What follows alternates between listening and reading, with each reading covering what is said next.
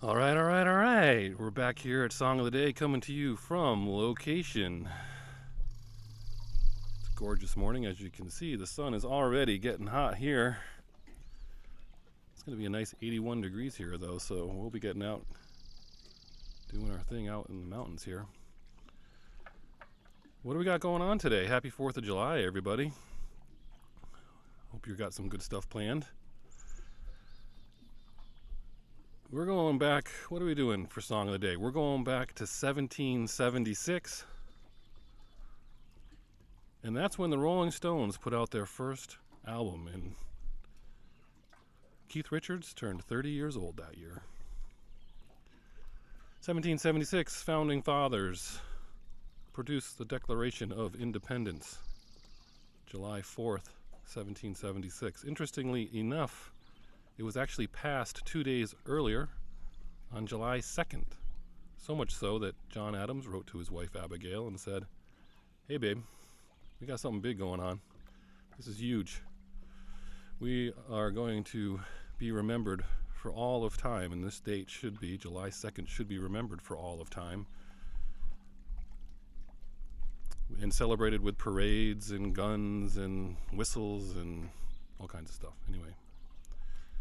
So they passed it on the 2nd, but then they spent a couple of days kind of working out the wording of the actual document itself.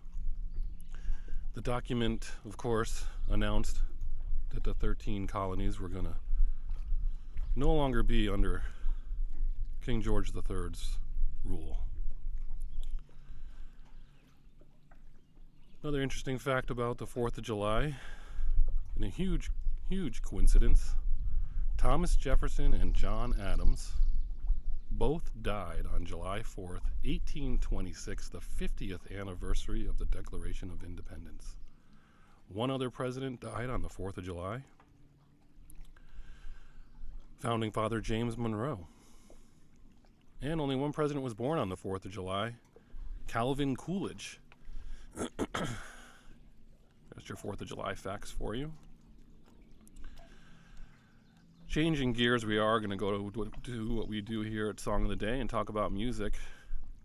Had a lot of choices, usually have a lot of choices for 4th of July. I tend to go with the same, about 4 songs. Before we went to video, we were doing Song of the Day.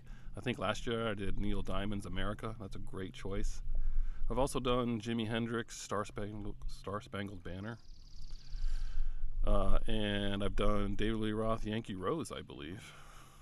You could do Born in the USA. You could do, there's a lot out there, right?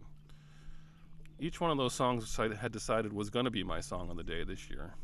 And it kept changing day to day.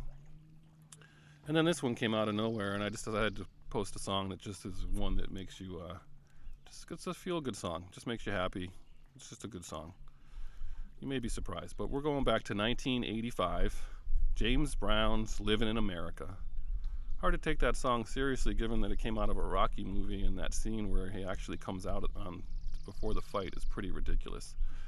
But it's a great song in itself. It's good. It feels good.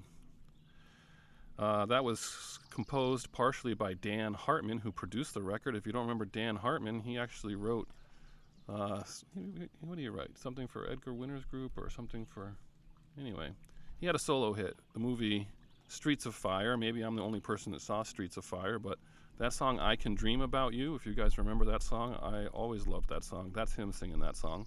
He plays keyboards on this record for James Brown. And you guys know who plays guitar on Living in America? I'll give you a second. None other than Stevie Ray Vaughan.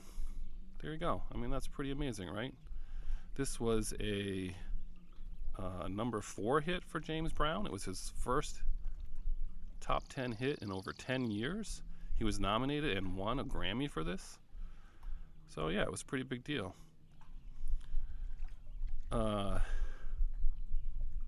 What else we got? Well, I guess that's basically it. It's a great song.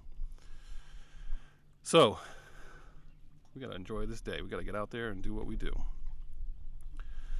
That's what we're going to do. It's James Brown. Turn it up for today. Enjoy what you're doing, your picnics, your celebrations in this pandemic, whatever you're doing. I hope it's as nice wherever you are as it is here.